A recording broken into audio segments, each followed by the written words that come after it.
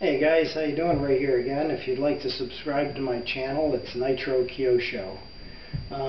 Recently, being summer here in New England, I don't know where most of these people are, young subscribers of mine, but I'm sure it's summertime where they are too, because I've been getting a lot of questions on nitro cars.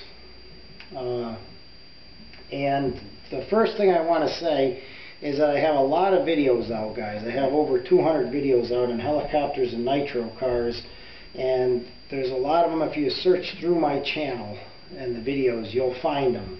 I've made endless amounts of videos on these guys, but people seem to have trouble to find them, so I'm going to make another one here on basically just talking about a lot of different things.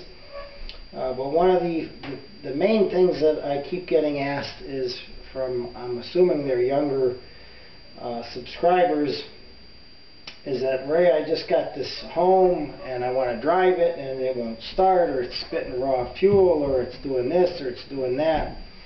Well, you know, these things can be troublesome, guys, and that's not saying that to deter people from the hobby, but whether it's helicopters or nitro cars or whatever have you, if it's something unknown to you, it's going to be a learning curve, and you know. So the first thing that I always stress, guys, all right, is this: the owner's manual. There's a wealth of information in these guys. Whether this was a kit, this was a ready to run, okay? Now, with most electric vehicles, if they're ready to run, you bring it home, you charge your batteries up, pop them in, pop your receiver, your transmitter, batteries, everything, whatever have you, pop your antenna on there, and you're good to go. These aren't the same, guys, okay? You can't just take one of these out of the box and start driving it around the yard, okay? Even if it's a ready-to-run, this was a ready-to-run kit, but they're not ready to run. The engines have to be broken in. The receiver pack has to be charged. You need to get yourself fuel. You need to get yourself a fill bottle, okay? And you need to get yourself a glow igniter. And you have to charge, and you have to get your 4 batteries for your transmitter. So you can't just come home, guys. I know that you'd like to, and I know that I would have liked to, and take these out of the box and start driving them. Now, I'm not really going to talk a lot about a kit, because if you don't know what you're doing, you shouldn't even be buying a kit, okay? That's for an experienced person that's been doing it years, and you know, you have to put it together from scratch, guys. They're in a million pieces, and you have to be able to choose an engine, and you have to choose an exhaust system, and servos, and the whole bit, you know. So they're not something you want to get involved with if you have no experience in these things. Now, this was a ready-to-run kit by Team Losi. And basically, with this, you bring it home, you take it out of the box, you read your instructions. You got to buy yourself, like I said, fuel, a bottle to fill, an igniter. These are what the receiver batteries in there look like, okay? Now this came with a starter box, which means you had to buy 2 Losi or whatever have you, 3600 milliamp NIMH, 2 of them, which were about 36, 37 a piece for the starter box. And you also had to charge the batteries for the starter box. All right. Now, if you're bringing home a car with a pull start, now you don't have to worry about starter box batteries and charging them and all that. If you have a car that has a drill start, like a lot of the Team Associated like to put out the ready-to-runs with the drill starts, and you have to charge those batteries for the drill. Most of the engines that come on these vehicles are pretty much set up from the factory for break-in. Okay, they're not tuned perfect from the factory, but they are set up for the most part for the initial break-in, with the exception of usually the throttle is cranked up, the idle, so you have to turn the idle down once you get it running. They have the idle set high to get it to start and run, and then once you get it started and it sounds like it's going to stay running, you tune that down a little bit. Most of, like I said, the ready-to-runs are pretty close, okay, to start, to break them in, and then once they're broken in, you usually will make an increment adjustment here or there to richen it, lean it, whatever have you. They're usually set up very rich, to run very rich. Somebody said, well, Ray, I got raw fuel spitting out. Well, when you're breaking it in, you want raw fuel spitting out. You want it very, very rich. So let's say that we have done all of the things that I have talked about. You've got your glow igniter, you got it charged, you've got your transmitter batteries in, it's been bound. If it's a Spectrum unit, if you had to bind it, you bound it already. Binding means the transmitter is connected with the receiver, so they're reading each other. You've got yourself a bottle here to fill up with fuel. Obviously you want to start these things outside, guys. You got your fuel here. Everything is charged up and you're ready to go. Now, there's different opinions about break-in. I'm going to give you what I do.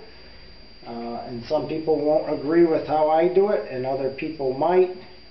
It's worked for me over the years, and my engines are all tuned beautiful, perfect, and run very nicely.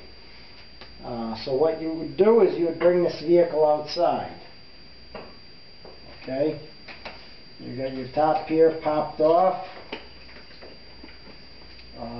Now, most of these ready to run, also another thing, guys, they don't have oil on the filters. The air filter is the most important thing on these vehicles. Okay? You're going to have a filter like this. You're going to have a pre-filter, and you're going to have the oiled air filter down inside there. You can see the blue oil on it. This is a pre-filter. It collects the dust. Alright?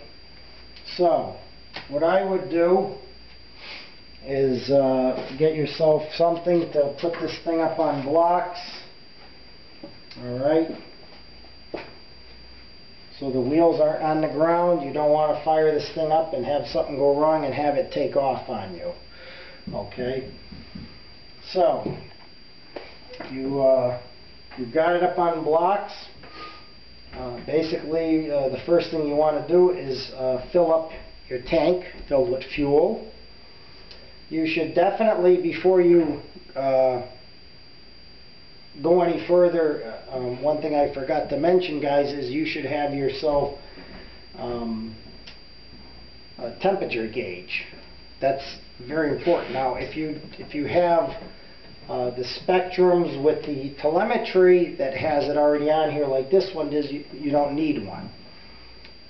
But generally, if you're buying something like a Red Cat or a Homoto or one of the off-name brands that just has an AM/FM radio, definitely pick yourself up at a hobby store a temp gauge. That's what they call them, for checking the head temperature, to make sure that your engine, these engines all have temperatures that they should be running within, and you do not want to overheat these engines or you will seize them and ruin them. So, we have fuel in here. You have your glow plug that came with it. You've got your air filter oiled. All your batteries are charged and it's turned on, and you want to start it. The first thing you want to do is you have to prime these engines. They don't have fuel pumps. They will not start if you don't prime them. Alright. Another thing you can do before you start, which will make it easier on you, is get run after oil. You can take your glow plug out Drop about 7 drops of this down in there. Move it all around. Put your glow plug back in, but don't make it too tight, guys. Alright? Leave it a little couple threads loose. That will kill some of the compression and it will help it start easier. So, we did that now. We got all our batteries, everything is turned on, your throttle is working. You've double checked your carburetor, guys, to make sure that there's a millimeter showing.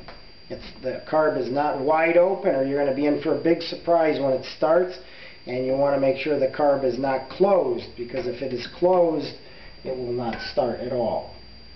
So,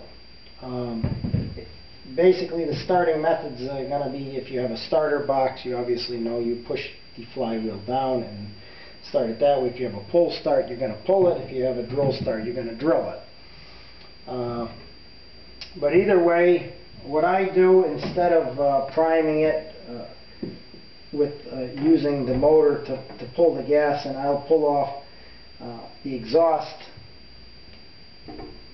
okay, the tube going into the exhaust, the back pressure, alright, and you can watch, you can blow through that, and you'll see the gas go through the line and right to the carb mouth. You don't want to flood these guys. Just when you start to see the gas go in, stop.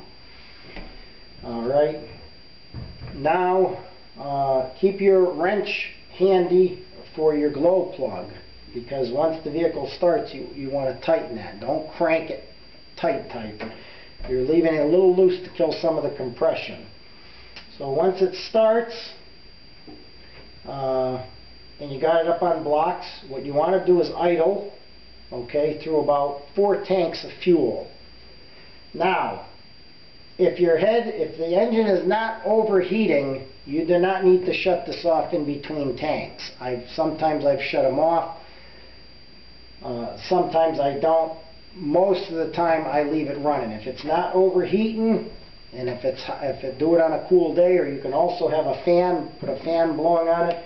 If you shut it off, guys, and you let it cool down, you're going to have a hard time again starting. You're going to have to loosen the glow plug up. You're usually going to have to take a screwdriver and chisel away at the flywheel to get it unlocked, because it's going to lock up on you.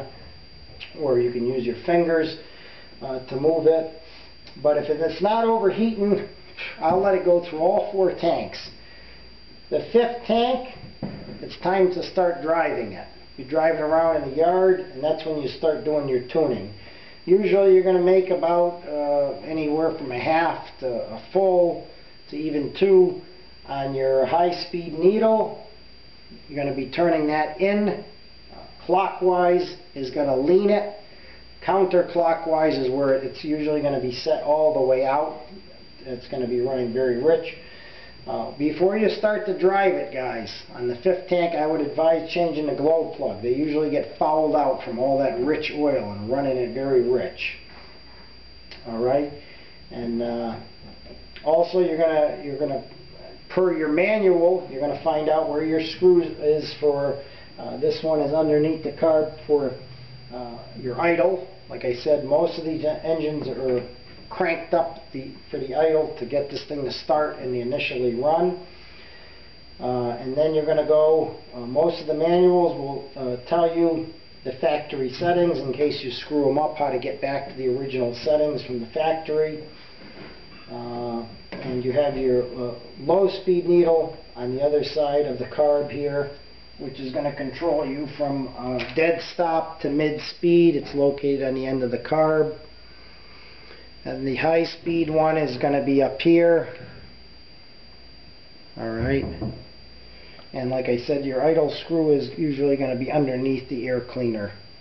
The hose coming down.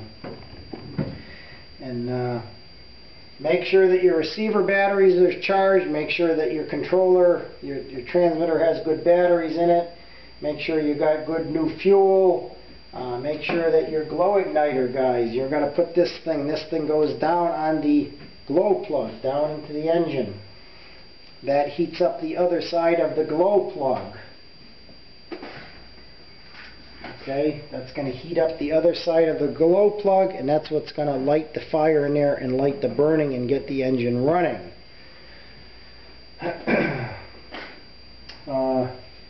One more thing, how you can tell if you have a bad glow plug. Just hold the glow plug in your hand, put the igniter on it, and you will see it turn orange like that. If it doesn't turn orange, you've got a bad glow plug. Alright? Now glow plugs will lose power over time. They could still run and still work, guys, but they will lose power, so you should change them depending how much you're using it, maybe every 10 trips around the yard. You know, they're not very expensive. They're about $4 or $5. And if it's still running good, leave it alone. If you're having problems, usually the glow plug is the root of all evil on these things. If the car is spitting and sputtering and dying on you and not staying started, it's usually because you got a weak glow plug and it's not keeping that burning in there. Like I said, this is just a general overall thing. Your manuals, guys, are very important. Read these manuals before you try to do anything with these, alright? Like I said, I have more extensive videos on this stuff, but I just wanted to put out a general, little in-your-face type of thing to help these younger viewers that are buying these things, and just let them know you just can't take these things and go out in the yard with them. So if you follow those procedures, get yourself your fuel, a little run-after oil will help. Loosen the glow plug on the initial start and then snug it back up. That will help you kill the compression and start it easier. If you don't have telemetry telling you how hot the head is, get yourself a temp gauge and keep an eye on that. Usually these like to run about 190, 200 to 220 comfortably. These engines, the 28s, can go up to usually 240, 250. My 28 motor has 8 ports, which means it's getting a lot of oil, and it usually runs around 200, 205 degrees. This one usually lingers, that's a 3-port, which means it's getting less oil, and that usually will run anywhere from 200 to 220. The more ports, the more oil, the more cooling. Okay? And if you do these things, guys, you should have some success with these things. Alright, so I thank you for watching, and if you have any questions, let me know, but definitely check out my past videos. They'll help.